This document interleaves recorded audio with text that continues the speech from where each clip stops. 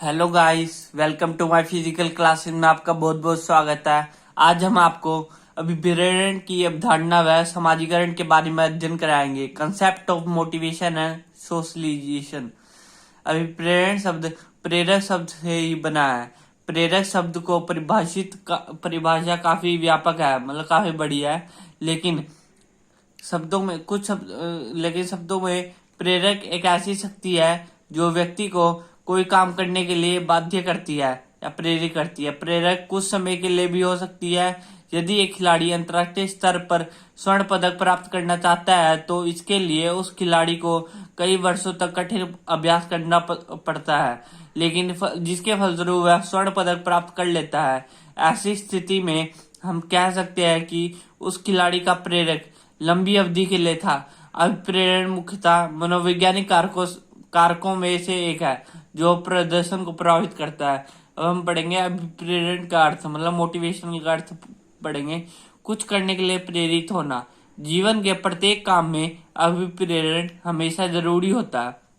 अब इसकी हम परिभाषा के बारे में जानेंगे। पहली, क्रुक्स वेस्टीन के अनुसार कोई दशा जो हमारी क्रियाओं को ऊर्जा प्रदान करती है तथा निर्देशित करती है अभिप्रेरण कहलाती है। सेकंड, सैज के अनुसार संघर्ष करने का प्रेरक अभिप्रेरण कहलाता है। थर्ड, सिंगर के अनुसार अभिप्रेरण एक अंत प्रेरक है जो विशेष लक्ष्य की ओर अग्रसर करती है। अब अभिप्रेरण व्यक्ति की आंतरिक दशा होती है जो उसके व्यवहार को लक्ष्य की ओर अग्रसर करती है। वास्तव में अभिप्रेरण एक ऐसी शक्ति होती है जो व्यक्ति को कुछ काम करने के लिए प्रेरित करती है, मतलब उसको कुछ काम करने के लिए बाध्य करती है। यह व्यक्ति के काम की दिशा तथा काम की तीव्रता को भी निर्धारण करती है। मतलब मोटिवेशनल एक ऐसी चीज है ना जो तेरे को काम के लिए ना पूरी वो कर देगी, मतलब आगे मोटिव करते रहेगी, भाई तूने ये करना ही करना है, ठीक है। और उसकी जो डायरेक्शन भी देती है। मोटिवेशन क्या होता है कि हमको डायरेक्शन देता है, काम को और जल्दी करने के लिए क्षमता शक्ति देता है। अभिप्रेरण के प्रकार। अभिप्रेरण दो प्रकार का होता है, आंतरिक अभिप्रेरण और बाहरी अभिप्रेरण। आंतरिक अभिप्रेरण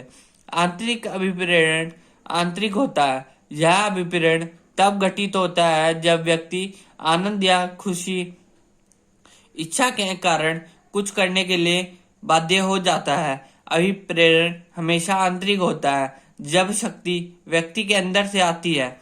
उदाहरण के लिए, जब एक व्यक्ति किसी खेल में निपुणता प्राप्त करने के लिए अच्छे से प्रदर्शन के लिए सामाजिक स्वीकृति प्राप्त करता है तो यह आंतरिक अभिप्रेरण का होता है। जब कोई व्यक्ति किसी काम को सीखने या किसी अन्य लक्ष्य को प्राप्त करने के लिए रुचि लेना लगता है तो उसे आंतरिक अभिप्रेरण कहा जाता है। सेकंड, भारी अभिप्रेरण।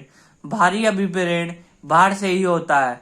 भारी अभिप्रेरण तब होती है जब भारी कारक किसी व्यक्ति को काम करने के लिए बाध्य करती है। अभिप्रेरण हमेशा भारी होती है।